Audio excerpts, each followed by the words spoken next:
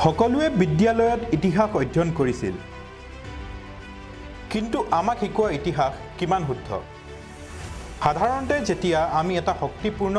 ভাৰতৰ ৰাজবংশৰ বিষয়ে কওঁ তেতিয়া হয়তো আপোনালোকৰ মনলৈ আহে মোগল মাৰাঠা বা ৰাজপুত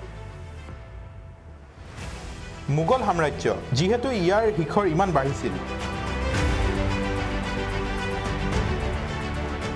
কিন্তু তেতিয়াও ই সমগ্ৰ ভাৰতক নিয়ন্ত্ৰণ কৰিব নোৱাৰিলে এখন ৰাজ্যই তেওঁলোকক 17 বাৰ পৰাজিত কৰিছিল কিন্তু 90% ভাৰতীয়ই আজিও তেওঁলোকৰ বিষয়ে নাজানে আমি কৈ আছো উত্তৰ পূৰ্বাঞ্চল আৰু আমাৰ অসমৰ আহোম সাম্ৰাজ্যৰ কথা যিটো ভাৰতীয় ইতিহাসৰ এক বিশেষ অংশ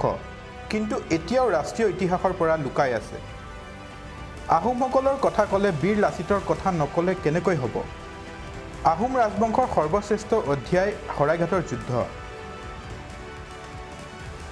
য'ত জ্বৰৰ গাৰে লাচিত বৰফুকনে মোগলৰ বৃহৎ সৈন্য দলক পৰাস্ত কৰি খেদি পঠিয়ায় আৰু সৰাইঘাটৰ যুদ্ধৰ নায়ক হৈ ৰয়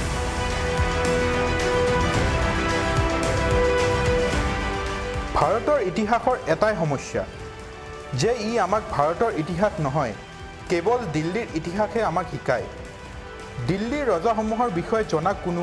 বেয়া কথা নহয় কিন্তু কেৱল দিল্লীৰ ৰজাসমূহৰ বিষয়ে শিকোৱা বেয়া কথা নিউজ ডেস্ক ৰিপৰ্ট ৰেড জোন